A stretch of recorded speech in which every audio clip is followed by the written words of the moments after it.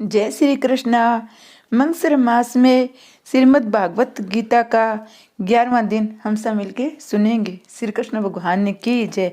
हम कृष्ण कन्हैया की बाल लीला सुन रहे हैं। मित्र, हमें तू रोज रोज माखन देगा, तेरी माता तुझे पीटेगी। कन्हैया, नहीं नहीं, मैं अपने घर का नहीं, बाहर से कमा कर तुम सबको माखन खिलाऊंगा। मित्र, क्या तू माखन की चोरी करेगा? कन्हैया, हाँ, चोरी करनी पड़ेगी। हम एक मंडली बनाएंगे, उसका नाम होगा बाल गोपाल चोर विद्या प्रचार मंडल। मित्र, यदि चोरी करते हुए हम पकड़े जाएंगे तो? कन्हैया, मेरे गुरु ने मुझे एक मंत्र सिखाया है, उसका पाठ करने से हमें कोई देख ही नहीं पाएगा, और यदि पकड़े भी गए तो छूट जाएंगे। मित्र, कन्हैया, कौन सा है वह मंत्र? कन्हैया, चोरी करते समय कफलम कफलम बोलते रहना। कफल ऋषि ने चोरी विद्या का प्रचार किया था। यह मंत्र उन्हीं ऋषि का है, याद रखो। वह मंत्र कन्हैया ने अपने मित्रों को दिया था, हमें नहीं। हमें कहीं भी चोरी करनी नहीं है, चोरी करना पाप है। अब अभी से भगवान की सेवा, पूजा, भजन, कीर्तन करो, उनसे प्रार्थना करो। जब आप अगले द्वापर युग में जन्म ले तो मुझे गोपाल बनाना। इस प्रकार गोबालक का जन्म मिलने पर कृष्ण के साथ खेलना, कृष्ण के ही आदेश मिलने पर चोरी करना पाप नहीं होगा। अपने ही शरीर से खेलते रहने वाला पाप कर्म कर रहा है, आत्मा के साथ खेलने वाला पाप नहीं कर सकता। जो ईश्वर के साथ प्रेम करता है वे ईश्वर के साथ ही खेलता है, उसके हाथों से पाप हो ही नहीं पाता। ईश्वर की उपस्थिति में मनुष्य पाप कर नहीं सकता। अगर पाप हो भी जाए तो उसका उत्तरदायित्व ईश्वर पर ही होता है। शंकराचार्य जी ने शंकर भाष्य में कहा है, परमात्मा का साक्षात्कार पाने वाले ज्ञानी के हाथों पाप हो नहीं सकता। अगर हो जाए तो दोष उसका नहीं माना जाता। शास्त्र तो जिसे प्रभु का साक्षात्कार नहीं हुआ है उसी के लिए है। शास्त्र की आज्ञा और मर्यादा अज्ञानी जीव के लिए है। शास्त्र ने चोरों को निषेध बताया है। परमात्मा जिसे अपनाते हैं उसके लिए सारा जगत को अपनाना है, वह चोरी कर ही नहीं सकता। अपरोक्षानुभूति के बाद शास्त्र का अस्तित्व नहीं रह पाता। ब्रह्म साक्षात्कार बातों क्या शास्त्र और क्या विधि, सब कुछ निरर्थक है। तात्विक दृष्टि से देखे तो ईश्वर सर्वस्व के स्वामी है, अतः वे चोरी कर नहीं सकते। ये तो दिव्य लीला है। गोपियों को परमानंद का दान करने के लिए इस लीला का प्रभु ने आयोजन किया था। सुखदेव जी वर्णन कर रहे हैं, आज मंडल की स्थापना हो गई, अब इस मंडल का अध्यक्ष बनूंगा मैं। तुम सबको तो इतने ही देखते रहना है कि गोपियां दूध दही माखन लेकर घर से कब बाहर जाती है, कौन से रास्ते से जाती है और वापस कब लौटती है। बाकी सब मैं अपने आप संभाल लूंगा। गोपियां चाहती है कन्हैया उनके घर रोज रोज आता रहे। लाला की झलक पाने के लिए गोपियां किसी न किसी बहाने प्रातःकाल यशोदा के घर पहुंच जाती थी। गोपियां यशोदा से शिकायत करती थी, यशोदा, गायों को दुहाने का समय होने से पहले तुम्हारा कन्हैया बछड़ों को छोड़ देता है, दही दूध माखन चुरा लेता है, अपने मित्रों से तथा बानरों में बांट देता है। यदि हमारे घर में जो कुछ उसे मिल नहीं पाता तो गुस्से से हमारे बालकों को रुला देता है। हम दूध दही माखन चाहे जहाँ रख दे, छिंके पर चढ़ा दे, वह भी चुरा ही लेता है। माखन अंधेरे में छिपाना चाहे तो अंधेरा भी उसे रोक नहीं पाता है। कृष्ण जहाँ जहाँ जाते हैं वहाँ वहाँ प्रकाश फैल जाता है, अंधेरा मिट जाता है। यदि कन्हैया को चोर कह देती तो वह मैं कहता, तू चोर है, तेरा बाप चोर है, तेरी माँ चोर है, इस घर का मैं स्वामी हूँ। गोपियों की शिकायत और यशोदा के उत्तर इस गुजराती गीतों में बड़े ही सरल ढंग से वर्णन करते हैं। नरसिंह जी कहते हैं, माता क्या बताऊं मैं। माता कहती है, मैं क्या बताऊं। गायों के दूहने के समय पहले ही कन्हैया बछड़ों को छोड़ देता है। समय पर बछड़ों को छोड़ने वाला तो सामान्य गोपाल है, ये तो श्री कृष्ण है। श्री कृष्ण तो समय से पहले ही बछड़ों को अर्थात जीव को मुक्त करने में समर्थ है। बछड़ों का अर्थ है विषयासक्त जीव। वश अर्थात विषयासक्त जीव, वसन मुंजन है। शास्त्र में मुक्ति के दो प्रकार बताए गए हैं, कर्म मुक्ति और सद्मुक्ति। समय पर होने पर जीव को जो मुक्त करते हैं वह मर्यादा पुरुषोत्तम राम, किंतु कन्हैया तो पुष्टि पुरुषोत्तम है। कन्हैया कर्मस मुक्ति देने की अपेक्षा जीव यदि पात्र हो तो समय के पहले ही मुक्ति देता है। जिस जीव पर कन्हैया का अनुग्रह होता है उसे मुक्ति पाने के लिए कर्म की प्रतीक्षा करनी नहीं पड़ती। ये तो पुष्टि मार्ग, कृपा मार्ग है। कर्म मुक्ति इस प्रकार होती है, जीव शूद्र वर्ण में जन्मा हुआ है। अब यदि इस जन्म में ये चोरी व्यभिचारी आदि न करे, उच्च वर्णों की भली भांति सेवा करे, तो अगले जन्म में उसे वैश्य जाति में अवतार मिलता है। वैश्य यदि नीतिपूर्वक जीवन जिएगा तो अगले जन्म में क्षत्रिय होगा। अगर क्षत्रिय जन्म में वह क्षत्रिय धर्म का पूरा पूरा पालन करता है तो अगले जन्म में वह ब्राह्मण होगा। अब ब्राह्मण सदाचारी होगा तो वह अगले जन्म में अग्निहोत्री ब्राह्मण बनेगा। फिर अगले जन्म में वह होगा तो ब्रह्मनिष्ठ होगा। ऐसा हो योगी सदव्रत योगाभ्यास ब्रह्म चिंतन उत्तरोत्तर बढ़ता जाए तो उसे 2-3 जन्म और लेने पड़ते हैं। इस प्रकार उसके क्रियामान सच्चिद और पारबंध कर्म निशेष हो जाने पर जीव शुद्ध होगा। शुद्ध होने पर ही जीव की मुक्ति प्राप्त होगी, तो वह कर्म मुक्ति का मार्ग। अब सद मुक्ति की बात करें, इस प्रकार की मुक्ति के जन्मों का कोई कर्म नहीं होता। ठाकुर जी जिस किसी जीव के विशिष्ट अनुग्रह करते हैं उसकी मुक्ति हो जाती है, फिर चाहे वह किसी भी वर्ण का क्यों न हो। यदि कोई वैश्य हार्दिकता से भगवत भक्ति करे तो कृष्ण प्रसन्न होकर उसे गोलोक धाम में ले जाते हैं। श्री कृष्ण दुहन्ने का समय होने से पहले ही बछड़ों को छोड़ देते हैं, अर्थात वे निश्चित समय के पूर्व भी जीव को मुक्त कर सकते हैं। श्री कृष्ण तो अनुग्रह अर्थात पुष्टि पुरुषोत्तम है। जिस किसी जीव पर वे अनुग्रह करते हैं वह तत्काल मुक्त हो जाता है। जिस प्रकार कोई राजा जब चाहे तब किसी व्यक्ति को राजा बना सकता है, उसी प्रकार श्री कृष्ण जब चाहे किसी भी सुपात्र जीव को बंधन मुक्त करा सकते हैं। परमात्मा प्रेम बल से किसी भी वैष्णव को तत्काल मुक्त कर सकते हैं। श्री कृष्ण सदमुक्ति के दाता है। श्री कृष्ण पुष्टि पुरुषोत्तम है, अतः वे सदो मुक्ति देते हैं।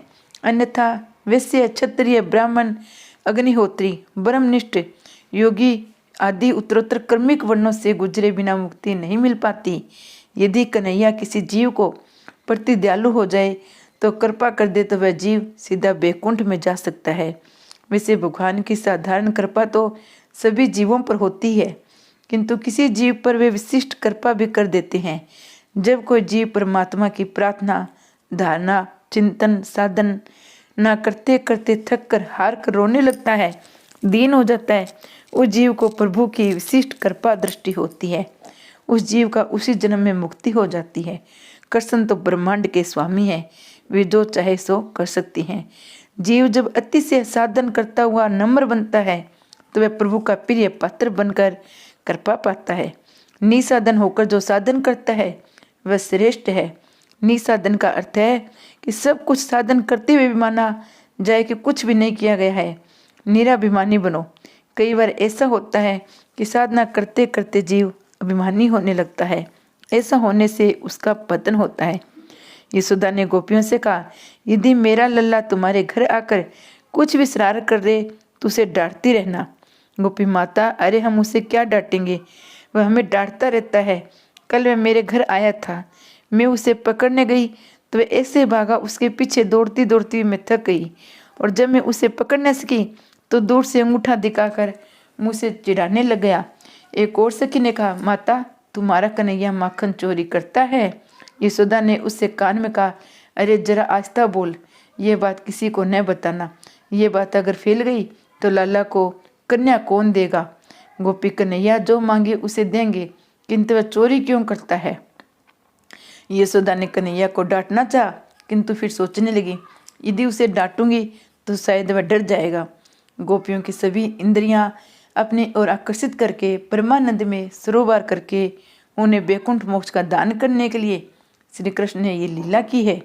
यशोदा मैया कन्हैया को समझाने लगी, उससे अपने घर का ही माखन खाना चाहिए। कन्हैया, मुझे घर का माखन भाता नहीं है, घर का माखन खाऊंगा तो कम हो जाएगा, सो मैं बाहर कमा कर खाता हूँ। गोपियों का माखन बहुत मीठा लगता है। सखियों ने कहा, माता इस माखन चोर को बहुत लाड प्यार मत करना। सुखदेव जी बड़े वेग से कथा करते हैं, श्री कृष्ण चोर है ऐसा कहा नहीं गया है, किंतु इतनी होच वज्र की गोपियां इस प्रकार यशोदा से माखन चोरी लीला कहती थी, ऐसा कहा गया है। माता ने पूछा, कन्हैया को आगमन और माखन चोरी का तुम्हें खबर हो जाती है क्या। गोपियां कहती हैं, हाँ कभी कभी तो उसके आने की बात सपने में भी आ जाती है। जब हम जाकर बैठती है तो वहाँ भी कन्हैया ही दिखाई देता है। वह सपने में भी आता रहता है। वैष्णव जब सोते हैं तो कन्हैया को भी अपने साथ रखकर सोते हैं। ठाकुर जी को साथ रखने का अर्थ है जब तक नींद न आ जाए तब तक हरे कृष्ण का जप किया जाता रहे। बिस्तर पर जाने पर यदि कोई वस्तु याद आए तो मान लेना तुम्हारा मन उसे वस्तु में फंसा हुआ है। कई लोग बिस्तर पर सोते सोते अगले दिन के कारोबार का हिसाब किताब आदि के बारे में सोचते रहते हैं। लोभी का मन द्रव्य में, कामी का मन नारी में, दुष्ट व्यक्ति का मन लड़ाई झगड़े में फंसा रहता है। बिस्तर में तो वह सब कुछ भूलकर हरे कृष्ण का ही जप करना चाहिए। एक गोपी ने कहा है, बिस्तर में भी मुझे कन्हैया याद आता रहता है। वे घर में नहीं होने पर भी उसकी छवि आंखों से दूर नहीं होती है। लाला का नाम तो अमृत से भी अधिक मीठा है। मुझे तो कृष्ण बोलने की आदत सी हो गई है। ये तो मनुष्य का स्वभाव है कि दिनचर्या से निवृत्त होने के बाद बिस्तर पर सोने पर प्रिय वस्तु विषय की याद उसे जरूरी आती है। मुझे तो कुछ और याद आता ही नहीं है। कृष्ण बोलते बोलते ही उसका दर्शन करते हुए सो जाने पर सपने में भी वही आता रहता है।